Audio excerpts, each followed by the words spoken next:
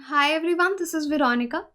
आज हम बात करने वाले हैं यहाँ पे। इस टॉपिक को आप एक केस स्टडी के तौर पे भी ले सकते हैं। एक चीज़, दूसरी चीज़ इन्वायरमेंट का टॉपिक भी ले सकते हैं कि किस तरह से एक ऑफिसर हैं, वो हेवल रिवर को फिर से लाइफ में ला रहे हैं। क्योंकि लाइफ में लाना किसी भी रिवर को का मतलब है कि कहीं पे अगर कोई रिवर सूख रहा है या पल्यूट हो रहा है, उसको कैसे फिर से रिप्लेनिश किया जाए, कैसे ठीक किया जाए। तो उन ऑफिसर को वहाँ के लोग भागीरथी जी कह रहे हैं। तो that is why am saying कि केस स्टडी भी है। एग्जाम्पल आप केस स्टडीज़ में यूज़ कर सकते हैं कि किस तरीके से काम किया जा सकता है, या फिर इन्वायरमेंट में कि किस तरह तरीके से पल्यूटेड रिवर्स को, या हिल्स में जहाँ पे रिवर सूख रहे हैं, किस तरीके से उनको फिर से ठीक किया जा सकता है। इसको हम डिटेल में डिस्कस करेंगे, हेवल रिवर की ये स्टोरी। आपकी कोई भी क्वेरी हो, आप मुझसे कनेक्ट कर सकते हैं सोशल मीडिया पे, because I feel together we can make a huge difference, चाहे फेसबुक, इंस्टाग्राम या टेलीग्राम पे। पीडीएफ जो है वो आपको सिर्फ और सिर्फ मेरे टेलीग्राम चैनल पे ही मिलेगा। तो देखिए, ये एक डिविजनल फॉरेस्ट ऑफिसर हैं, धर्म सिंह मीना जी, नरेंद्र नगर फॉरेस्ट डिवीजन, उत्तराखंड के। तो यह बात हम कहाँ की कर रहे हैं? उत्तराखंड की बात कर रहे हैं, जहाँ पे उनको ये टाइटल भागीरथी जी दिया गया है। क्योंकि हिंदुइज्म में आप देखेंगे भागीरथी जी कौन थे? जिन्होंने गंगा को, जो रिवर गंगा है जिसको हम गॉडेस मानते हैं, उनको हेवन से, स्वर्ग से अर्थ पे लाया था। तो यानी कोई भी रिवर लेके आ रहा है तो उसको ये टाइटल जो है ऑनर करने के लिए दिया गया कि हमारे लिए ये भागीरथी जी जैसे हैं, बिकॉज उन्होंने हेवल रिवर को यहाँ पे रिजुविनेट किया है, फिर से ठीक किया है। 1 लाख लोग हैं 23 विलेजेस में, और चंबा टाउन जो है वहाँ पे जो पानी पहुँचता है ड्रिंकिंग इरिगेशन का, वो इस रिवर से पहुँचता है। एक चीज़ देखिए, जो भी लोग हिल्स में रहते हैं, आप इन्वायरमेंट देखिए या नेचर देखिए, कितनी खूबसूरत है कि जो लोग पहाड़ों में रहते हैं उनकी सारी ज़रूरतें, आवश्यकताएं जो हैं वो पहाड़ पूरा करते हैं। पानी यूजुअली अगर आप देखेंगे, पहाड़ी लोग जो नियर बाय सोर्सेज वाटर के रहते हैं वहीं से यूज़ करते हैं, साफ़ पानी यूज़ करते हैं, बावली होती है, वाटरफॉल्स होती है, देयर सो मेनी थिंग्स, बहुत सारे रिसोर्सेज होते हैं। लेकिन विद टाइम हम देख रहे हैं क्लाइमेट चेंज की वजह से, ह्यूमन एक्टिविटीज़ की वजह से ये रिसोर्सेज हमारे डिप्लीट हो रहे हैं, राइट। तो यहाँ पे यही चीज़ मैं आपको बता रही हूँ कि अराउंड 23 विलेजेस हैं, और चंबा टाउन जो कि हेवल रिवर पे डिपेंड करता है। लेकिन विद टाइम क्या हुआ, काफ़ी सारे फैक्टर्स की वजह से एंथ्रोपोजेनिक एक्टिविटीज़, यानी ह्यूमन बींग्स जो एक्टिविटीज़ करते हैं, जिस तरह से माइनिंग हो गई, इंडस्ट्रियल वेस्ट हो गया, ओर्स जो हम स्मेल्ट करते हैं, फॉसिल फ्यूल्स का इंसिनरेशन हो गया, स्पेशली कोल की अगर बात करें, तो इन सब रीजंस की वजह से इस रिवर पे क्या एक नेगेटिव इम्पैक्ट पड़ा और ये धीरे धीरे सूखने लगा। अब सडन जो, अगर आप मॉनसून देखेंगे, कैटेस्ट्रॉफिक हो गया इन फार्मर्स के लिए इस एरिया में, क्योंकि यूजुअली लोग पानी पे डिपेंड कर रहे हैं इसी में, और वहाँ पे ये पानी नहीं मिल पा रहा तो फार्मर्स को नुकसान है, उनके एग्रीकल्चर को, इरिगेशन पर्पसेस उनके पूरे नहीं हो रहे।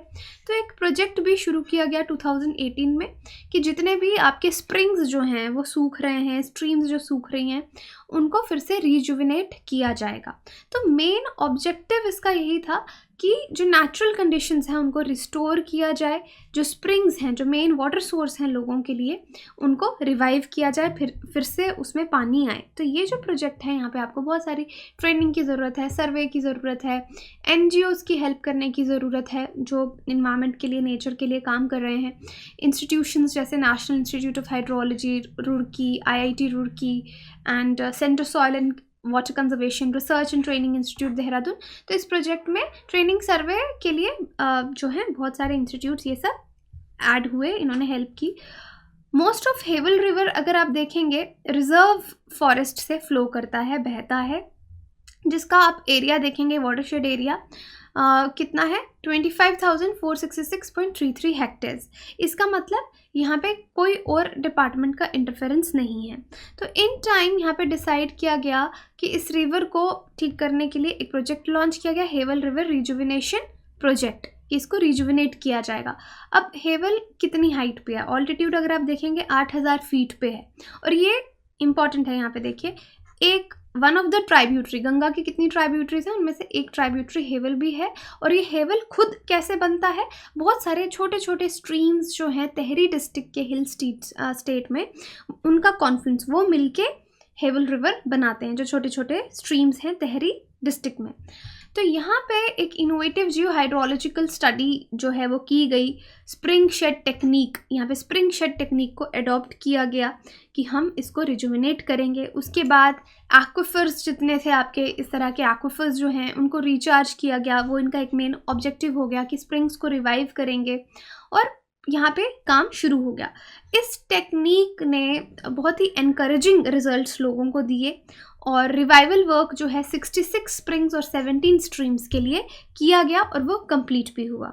अब माउंटेन स्प्रिंग्स जो हैं वो आप देखेंगे नेचुरली आते हैं कहीं से भी अनफाइंड एक्वाफर्स से, और ये लोगों के लिए भी प्राइमरी रिसोर्स रहता है। लेकिन अब ये इस तरह के एक्वाफर्स अगर देखेंगे तो लोग जो रूरल गांव के लोग हैं वो यहाँ से जाके अपने घर के लिए पानी भर के लाते हैं, इस पे ही डिपेंड करते हैं। हिमालयन रीजन में अगर आपने विजिट किया या अगर आप वहाँ से हैं तो आपको मालूम होगा कि हम लोग एक्वाफर्स पे, बावलियों पे कितना ज़्यादा डिपेंड करते हैं। लेकिन क्लाइमेट चेंज के इम्पैक्ट की वजह से और प्रेसिपिटेशन पैटर्न भी चेंज हो गया। प्रेसिपिटेशन पैटर्न क्या होता है कि रेनफॉल का, स्नो का पैटर्न आपका, कभी रेनफॉल ज़्यादा हो रही है, कभी सूखा पड़ रहा है, तो उसकी वजह से काफ़ी ज़्यादा चेंजेस जो हैं आने लग गए। और विंटर सर्दियों में जो बारिश है वो कम होने लगी, उसमें हमें डिक्लाइन नज़र आया। और उसके साथ एक तो क्लाइमेट चेंज प्लस कुछ एंथ्रोपोजेनिक कॉजेस, एंथ्रोपोजेनिक हमने डिस्कस कर लिए कि ह्यूमन रिलेटेड जो भी एक्टिविटीज़ हैं, तो इस वजह से जितनी भी हमारी स्प्रिंग्स हैं वो सूखने लगी। पूरे हिमालयन रीजन में ये प्रॉब्लम जो है वो देखी। अब जो प्रोजेक्ट है वो उसका रिजल्ट अगर आप देखेंगे तो यहाँ पे एडिशनल रिचार्ज किया गया है वाटर, जिससे 865.86 lakh litres ground water contribute हुआ है उसको, और वाटर डिस्चार्ज लेवल भी 23 स्प्रिंग्स में इंक्रीज़ हुआ है। एफॉरेस्ट्रेशन यहाँ पे की गई है 697 हेक्टेयर्स की, जहाँ पे बहुत ज़्यादा प्लांटेशन की गई है ट्रीज श्रब्स की, जो लोकल क्लाइमेट्स को सूट करता हो। तो ये प्रोजेक्ट बहुत ही सीरियसली, ऐसे ओवरनाइट नहीं हो गया, ये टाइम लगा इसको होते हुए, लेकिन रिजल्ट्स आज हमको उसके रिजल्ट्स जो हैं वो दिख रहे हैं। तो इस पे लोगों के क्या रिएक्शन हैं? जो काम शुरू किया गया, विलेज प्रधान जैसे देखेंगे उन्होंने बोला कि साहब तो हमारे लिए भागीरथी बन के आए, तो यहीं से उनका नाम, जो ऑफिसर की यहाँ पे हम बात कर रहे हैं कि उन्होंने रिवर्स को रिजुविनेट करने में, इस प्रोजेक्ट्स को चलाने में पूरी हेल्प की, पूरा इम्प्लीमेंटेशन अच्छे से हुआ, और जो वाटर स्कैर्सिटी का प्रॉब्लम था वो दूर हुआ। तो यहाँ पे आप एक चीज़ नोटिस कर सकते हैं कि इन्वायरमेंट में हम हमेशा यूजुअली ये पढ़ते हैं कि ह्यूमंस ने कितना नुकसान किया, डेवलपमेंट, हम अनसस्टेनेबल डेवलपमेंट कर रहे हैं, इन्वायरमेंट के बारे में नहीं सोच रहे। लेकिन बहुत सी चीज़ें अगर सही लोग सही से काम करेंगे तो ये प्रॉब्लम्स रिवर्सिबल हैं, हम उनको रिवर्स कर सकते हैं।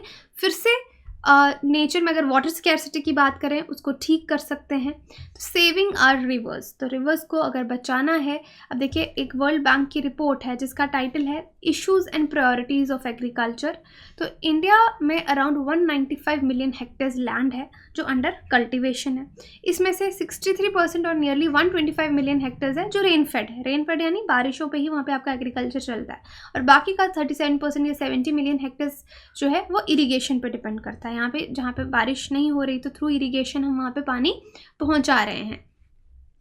उसके बाद एडिशनली बहुत सारी वाइल्ड लाइफ सेंचुरीज़ हैं इंडिया में जो कि रिवर्स के बैंक्स पे हैं, बैक वाटर्स पे हैं। ये नेशनल पार्क्स में अगर आप देखेंगे बहुत सारी बायोडाइवर्सिटी है, और कुछ एंडेंजर्ड स्पीशीज़ भी वहाँ पे रहते हैं जो स्पेशली अगर आप देखेंगे IUCN रेड लिस्ट में है। तो रिवर्स जो हैं वो आप ह्यूमंस के लिए देख लीजिए, जो वहाँ पे पॉपुलेशंस है रूरल एरियाज़ में, एंडेंजर्ड एनिमल्स या नॉर्मल एनिमल्स भी हो गए, उनके लिए survival are very critical for the survival. So rivers are anyway very important. तो अभी हमने एक केस स्टडी की बात की कि किस तरह से हेवल रिजुविनेशन प्लान से क्या फ़ायदा हुआ। हमने एक रिवर को रिजुविनेट किया, उस एरिया के हिमालयन रीजन के जो स्प्रिंग्स हैं, एक्विफर्स हैं, उनको ग्राउंड वाटर है उसको रिचार्ज किया। Cause of water, river water pollution. अब जनरली बात करें कि इंडिया में रिवर वाटर पोल्यूशन के क्या रीजंस हैं। Oil and natural gas exploration, ये सारे अगर आप देखेंगे तो एंथ्रोपोजेनिक एक्टिविटीज़ हैं, केमिकल्स हैं, सैंड ड्रेजिंग है, क्रीमेशन लास्ट राइट्स हैं, वॉशिंग एंड सीवेज है, गार्बेज डंपिंग है। तो आप बहुत सी चीज़ें और भी इसमें ऐड कर सकते हैं कि बहुत सारे रीजंस हैं वाटर पोल्यूशन के। अर्बन रिवर फ्रंट्स देखेंगे, अर्बन रिवर फ्रंट्स क्या हो गए, जहाँ पे शहर बसे हुए और उसके साथ में पानी जाता है।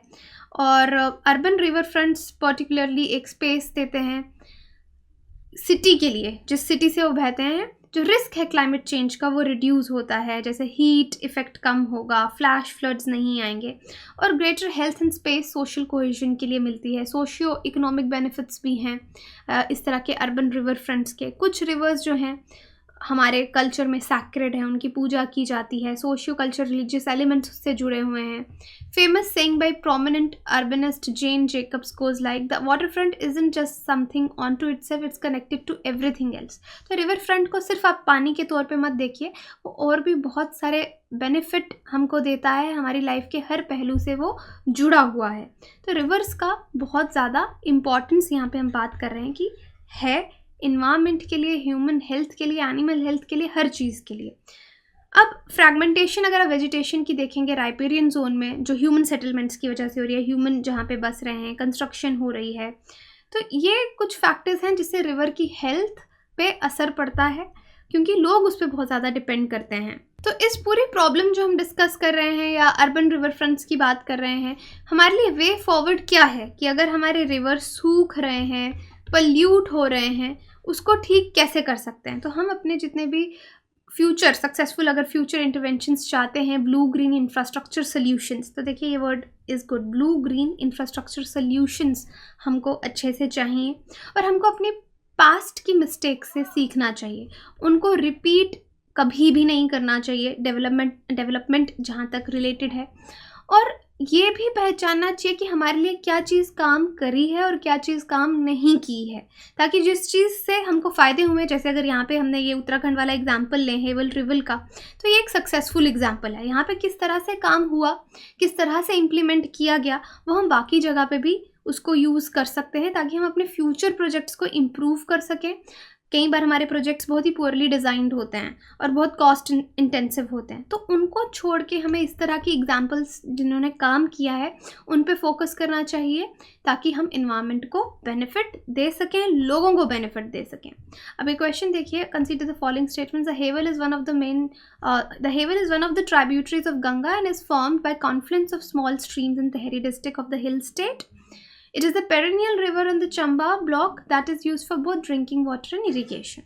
तो आप कमेंट सेक्शन में हेवल रिवर के बारे में बता सकते हैं, अदरवाइज टेलीग्राम में आप पार्टिसिपेट करेंगे तो आपको आंसर मिल जाएगा इसका।